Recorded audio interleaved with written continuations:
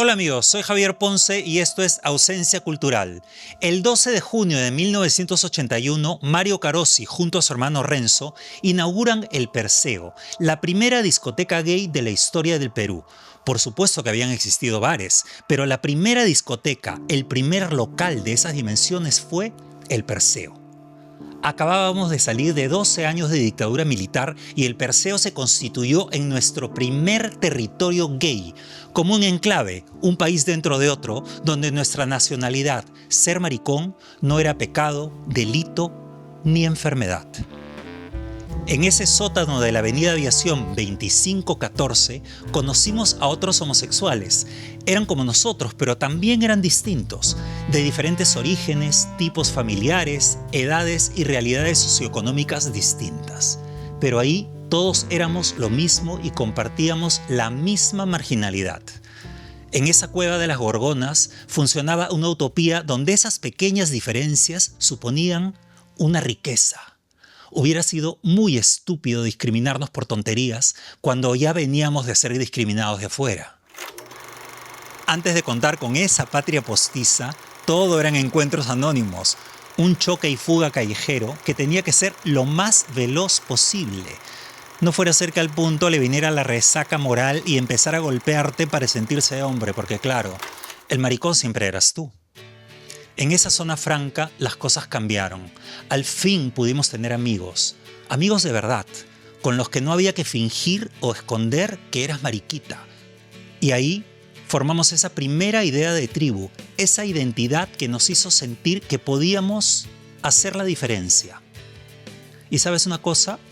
No hubo organizaciones políticas de ningún tipo que nos ayudara. Fue un movimiento autogestionado de apuntalarnos unos a otros en ese terremoto llamado Perú de los 80. Hay que decirlo, ninguna de las libertades que hoy tenemos hubiera sido posible si no hubiera existido el Perseo. Pero el Perseo no solo fue una discoteca, fue un gran escenario donde Mario Carosi montó las primeras revistas travestis y transformistas de nuestra historia. Un movimiento cultural y artístico de altísimo nivel del que salieron personajes esenciales que luego dieron la cara en los medios, como por ejemplo Coco Marusix y Ernesto Pimentel.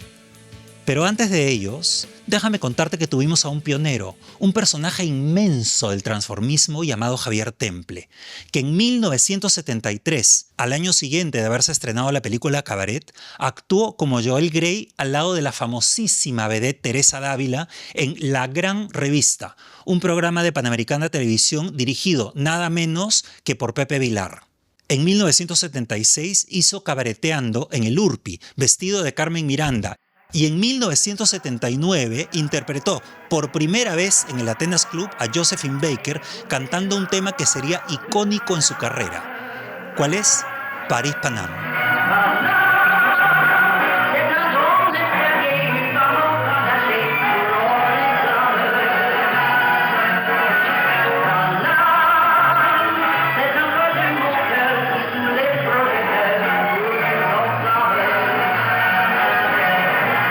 Con la dirección coreográfica de Miguel Maguiña, profesor de Ballet Nacional, se presentó en el Perseo la primera revista travesti donde nacieron las estrellas de esta primera generación, la talentosa Vicky Hans y la estupenda Gaby Montes. Con ellas surgieron Fedora, Fanny y Madeni, y tres extraordinarios genios que demostraron que lo esencial era el talento, mucho más que la juventud y la belleza. Cucho Paz, Eugenio Betancourt, y por supuesto, Mario León. Pero como Mario Carosi no quería que los shows lucieran tan clásicos, llamó a Armando Barrientos, que había trabajado en Broadway y tenía a su cargo todas las coreografías de la televisión, a Julio Cajas para que se ocupara de las plumas y los tocados, y como si fuera un importante ministerio, Gaby Montes asumió la cartera del vestuario. En el año 1982, aprovechando que el Miss Universo se llevaba a cabo en Lima, el Perseo organizó el primer Miss Universo gay. En esa ocasión, Marisol Valpartida se hizo con la corona y Coco Marusix quedó segunda. Pero esa noche había nacido una estrella. Chicago, Illinois is like a shiny toy. The prairie state is proud to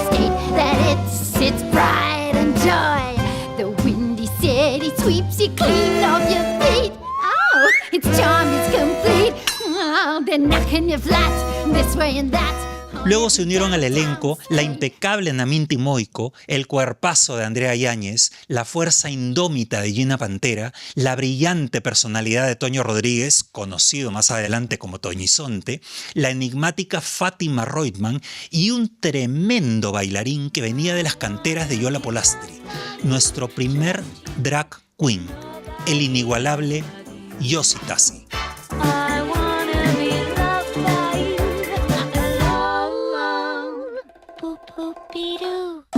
No podemos dejar de mencionar a los bailarines que acompañaban cada noche a estas luminarias. La perfección de Oscar Virto, hermoso como nadie. El imparable Gabriel Araya y los guapísimos César Torre, Wendel Saro, Rolando Chávez y Michael Su. Pero el cartel quedaría incompleto sin un bailarín que venía de hacer teatro para niños y que conoció a Mario Carosi en el Palace Atenea, Ernesto Pimentel. Pero la cosa no quedó allí. Al Perseo se sumaron otros escenarios travestis. El Estudio One de Di Riega, donde nacieron Ceciño y Susan Renzo, el icónico dúo Azúcar Moreno. El Zeus de Vicky y Yolanda Casas, donde se celebraba cada año el Zeus de Oro, una premiación inspirada en el Perseo de Oro, donde se reconocía a los mejores exponentes del music hall travesti. El Magi Noir, donde Gabriel Araya montó importantes shows, y el Escrúpulos, de Ricardo Silingardi y Bolo Proaño, donde Mario Silingardi llevó el humor travesti a límites insospechados. Ellos eran nuestras estrellas. Pero Mario Carosi nunca olvidó el compromiso que había asumido consigo mismo, pero especialmente con nosotros. Esa deuda, Mario, no podremos pagártela nunca. Gracias.